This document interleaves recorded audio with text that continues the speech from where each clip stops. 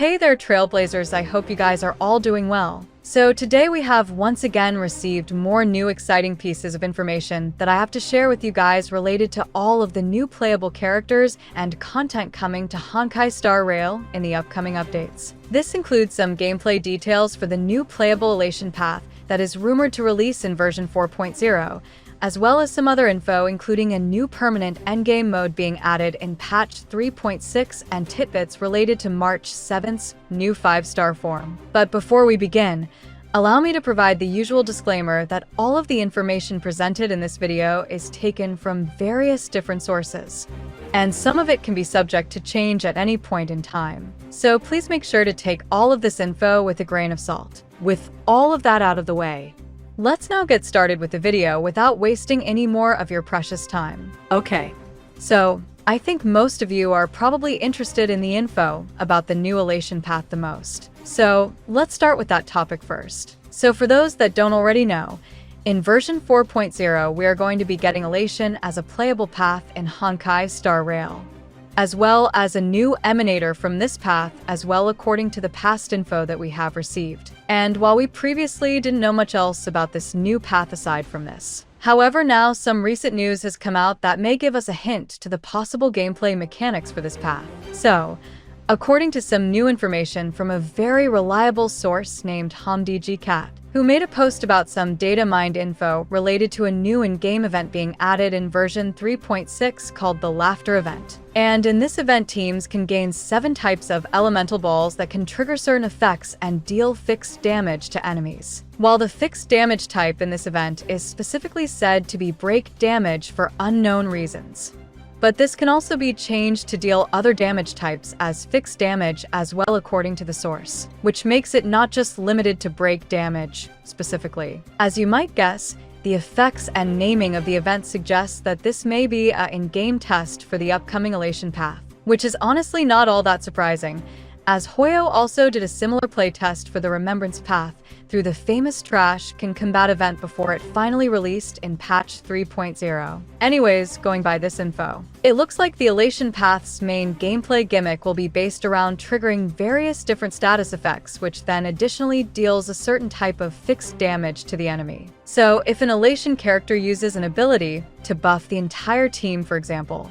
in addition to just buffing the team, the ability will also deal a certain type of fixed damage to enemies such as break or true damage, for example, which can potentially make Elation characters a hybrid between DPS and support units, as they'll effectively have supportive abilities that also deal a significant amount of damage to the enemy targets or vice versa. But hey, that's just my own personal theory, so please don't take it all that seriously. So that's pretty much all of the current information that we have received related to the new upcoming Elation path, which is set to release in patch 4.0. Next up, let's now go over some new details that we have received related to the brand new endgame mode being added in version 3.6. So as many of you guys may already know through the recent developer radio post by Hoyoverse, starting in version 3.6, we'll be receiving a permanent high difficulty endgame mode called Anomaly Arbitration. And unlike the other modes, which can be done on their own with no prerequisites, this mode is only unlocked once you fully clear all of the other 3 endgame modes,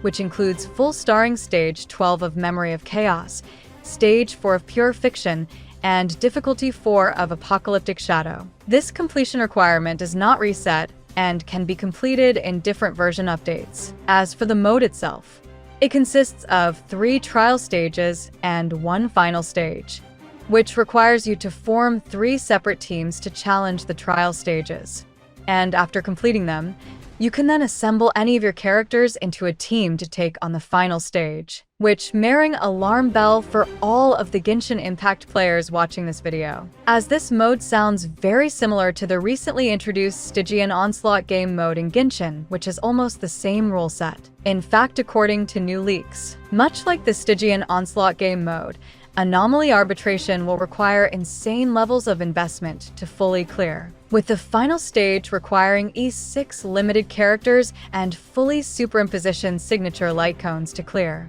which makes the final stage pretty much only completable by whales. However, thankfully for all of the free-to-play players and low spenders out there, there's very little FOMO in this mode. as there is no stellar jades awarded for clearing any of the stages. Instead, rewards include leveling items, limited time avatar frames, and redeemable outfits, which means you don't have to stress much about completing this mode, as all of the rewards only include either cosmetic items or easily obtainable leveling materials that you can get elsewhere. So that's basically all of the new info that we got related to the new endgame mode being added in version 3.6. And finally, let's now go over some new small bits of info that we have received related to the new 5-star form for March 7th. Just to give a recap for those that haven't been keeping up, the popular character March 7th will be getting a new limited 5-star form in the future version 3.6 update called Evernight, and she is said to be a new ice element unit that follows the path of remembrance,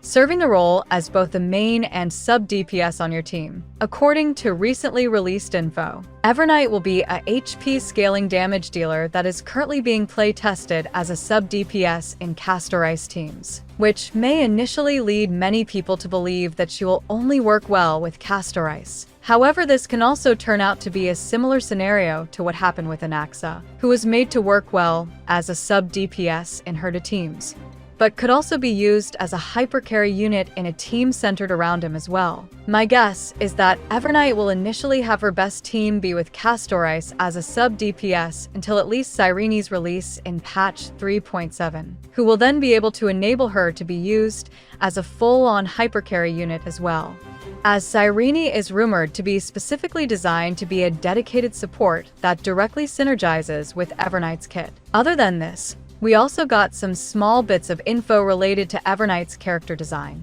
as according to a new source, she is said to have scary-looking red glowing eyes in her new form, which further gives credence to the fact that Evernight will have a more evil and dark character design compared to March, and is actually very similar to Seal's more sinister counterpart Vilionia from Hoyo's previous Honkai game, Honkai Impact 3rd, who has a similar design principle for those that have played that game. Additionally, Evernight's Memo Sprite will also have 2 variations of its in-game model, which, going by the previous info of Evernight having the ability to enhance her Memo Sprite during battle, likely means that the Memo Sprite will change its appearance depending on if it's in its enhanced or unenhanced state, which is actually kind of a pretty cool idea, not gonna lie, as currently we don't have a Remembrance character in the game whose Memo Sprite can change into an alternate version of itself during a battle. So, I am excited to see how they will implement this mechanic once Evernight's animations and kit finally get revealed during the beta. So that's pretty much all of the new information that I have for this video. If you enjoyed this video, feel free to give it a like,